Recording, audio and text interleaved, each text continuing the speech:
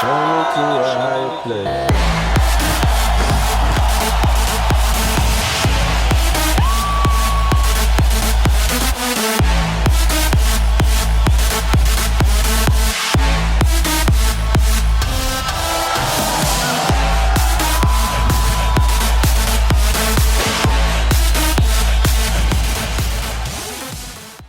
The Silver Legion as the Silver Legion has not been in existence very long.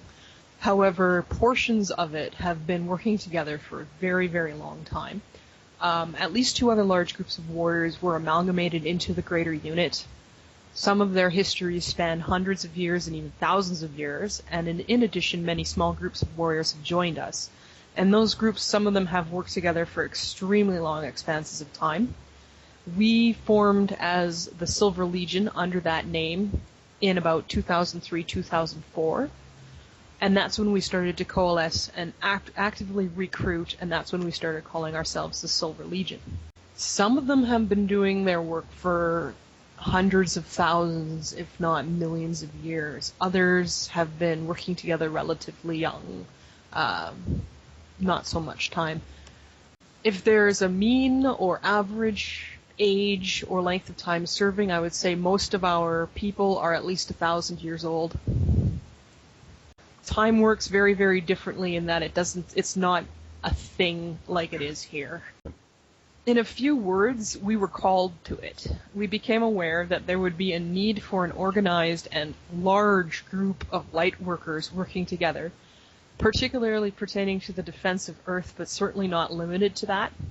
We started out with just a few thousand, courtesy of those 2 original armies that united. We spent the years between 2003 and last year in an intensive recruitment campaign, recruiting members from all across the galaxy, the universe, into other universes as well. In order to support our efforts, we also started to take contracts all over the universe with payment in energy, so we don't make money, we make energy.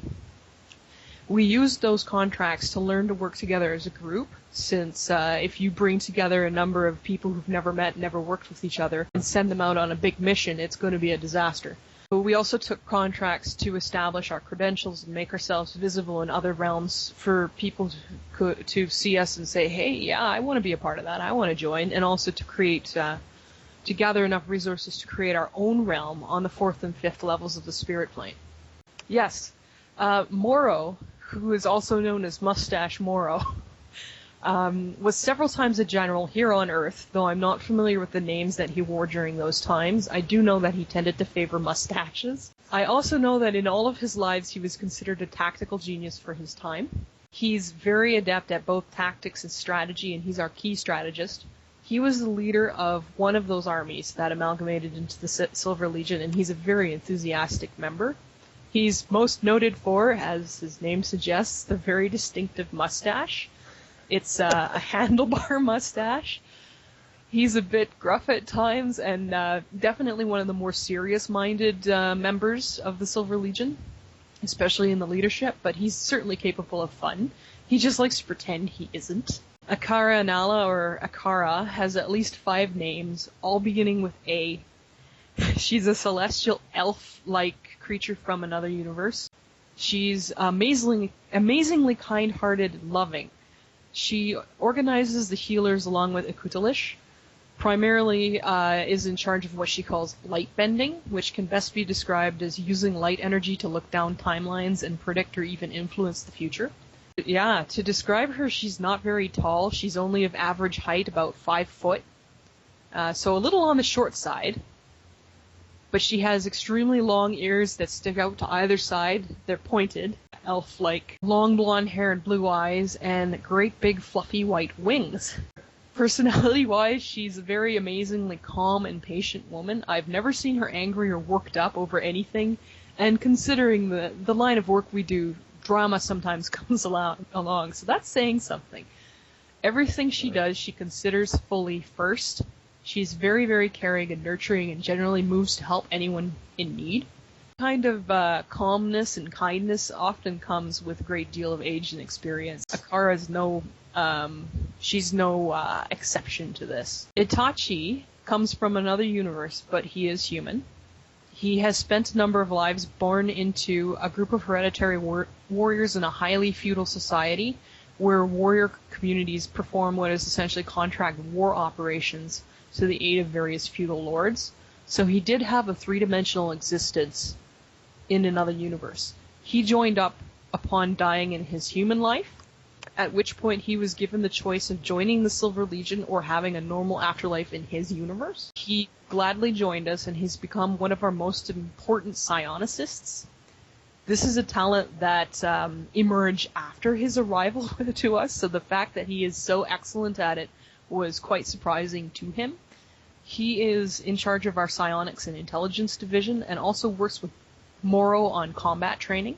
He would appear as a tall, wiry human of about 6'1", with black hair and black eyes. He seems extremely serious when you meet him, but it's actually an act. He's really mischievous. The negatives, in a broad term. These include the reptilians and their gray patsies.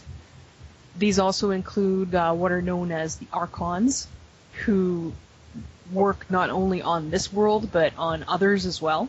And we have also been involved in, I guess you could call them local conflicts in other universes, typically against demonic entities. And yes, several varieties of demon exist out there. Some of them are more and some of them are less malicious. When some of them go out and attempt to disrupt sovereignty on a large scale, we're often invited or asked to step in, and we do. In my experience, you still have duality right up until about the 6th or 7th level. It gets a little bit better the higher up you go. It's less prominent and certainly less destructive. But down on the 4th, you certainly still have some of the duality plays that are going on the 3rd. And some of them get quite involved. You have 4th dimensional lights, and you have 4th dimensional darks. And the 4th dimensional darks aren't necessarily going to be dissuaded just because the 4th dimensional lights don't want to have anything to do with them. So just because, most sane lights want nothing to do with conflict does not mean that conflict always stays away from their doorstep. And that's part of the reason why the Silver Legion exists, because, it does happen. You do get high enough and it stops, mostly because people realize there's no point to it. Until people reach that level of understanding and learning, there's still going to be people who want to interfere, want to control, want to dominate, want it their way. And they have to be defended. I've never seen anyone 6th and higher who is dark-oriented. And 5th is rare. I personally never met anyone from the 6th who is dark-oriented. Ndano is mostly our liaison, so he does not take a combat role. He's strictly non-com. Instead, what he does is he communicates with us, he walks among us and gets to know us and speaks with people, answers questions. He also sits on council meetings with the command and attends meetings with the Andromeda Council and relays requests and instructions and things like that to us so that we can act on them, and also sometimes takes back our communications. Really, really neat guy. I like him. He has a fondness for chess. I'm not very good at chess, but I'll play with him. We basically manifest a chessboard and play our pieces and play chess. About the two other members of the command, there's Ikutalish, who is, I guess you could call her a dragon, because that is the shape that her body takes, although she does not conform to most of the stereotypes that we have of dragons, and she doesn't call her species by that name. She and I were associated from the other army that joined. I don't know her all that well, as I tend to work mostly with Itachi and Moro, but Ikutalish works very closely with Akara. She's the only member of the council that is completely non-com as well. She's very healing and nature-oriented, and she does a lot of work with soul recovery of the fallen. She's also involved in recovering our wounded and our slain. Ikutalish is the only commander who does not fight, as I said, though she's very, very closely involved in organizing home realm defense. She looks like a Western-style dragon with very crystalline scales of different shades of green and a mane of crystalline lavender hair, I guess you could call it. She's roughly the size of a large dog. Some of our dragons are able to shape change. She's not a shape changer. Much like Akara, she's extremely calm and serene unless you don't listen to her when she's giving you medical advice, and then she gets very, very angry, and I've seen the bravest warriors cringe and hang their heads in shame when Akudalish gets upset at them. And if you don't listen to her, she will sit on you. I'm in charge of organizing our home realm, implementing improvements, additions, and repairs. I'm also involved in information gathering and organizing the energy workers, that is, the individuals who use different varieties of energy in their battle techniques. I'm also typically the liaison or diplomat to other cultures, and this is one of the reasons why I work so closely with NATO. It's also because my species are shapeshifters, so we find ourselves easily to take other forms in order to make other beings more comfortable in our presence. Because if we show up in our true forms, it can sometimes be intimidating. And my species, we tend to be on a little bit on the inconveniently large side. We prefer to assume smaller, more familiar forms. The arena. One of the most favorite features of our realms. People who have joined the Legion just to get access to the arena. It's a simulation. We create copies of the people who will be using it, with all of their abilities and natural traits programmed into it, and project their consciousnesses into it. In the arena, that's potentially infinite space inside if necessary, since it is a simulation. We can have multiple arenas going on at once. Essentially what it does is it offers the opportunity for people to practice their skills without having to run the risk of hurting or killing another person or getting hurt or killed themselves. Prior to the development of the arena and the smaller workshops and larger training grounds built on the same concept, training with real skills and weapons involved risk. Now it doesn't, so people are able to experiment with techniques that would otherwise be lethal. And we also have simulators which help us understand potential issues in battles as before they arise.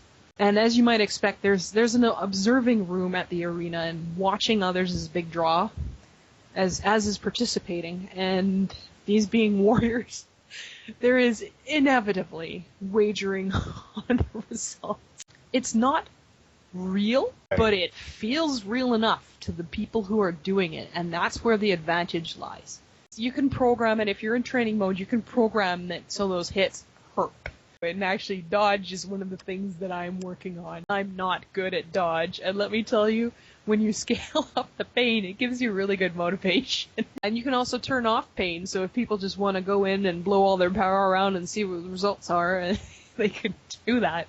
Okay, well, I'll tell you a little bit about our 5 core types, and we run the gamut. There's those who prefer battle in ranks, but for the most part we tend to work in units that are smaller, typically from about 3 to 100. So our force is pretty large. We're over 10,000 now and still growing, and we've got warriors from literally all over the universe, so there's a huge variety in strengths and capabilities. We have 5 types, and I'll break them down for you, and there's some people who can do it all. There's some people who can do more than one thing, but I'll give you a general breakdown. The first type, and probably the most critical to our success, are the healers. An army is really only as good as its hospital. We do get hurt, sometimes killed, and that means that we need to have healers on hand. Not too many warriors are healers as well, but we make very good use of those who are. Healers at the medical quarters are dedicated healers and work very hard to keep us all on our feet and ready to go. Healthcare is naturally free. The energy we earn by doing our work helps ensure that. And this is energetic healing. There is nobody who's physical in that realm, or at least they're not there in their physical forms if they have physical forms like me.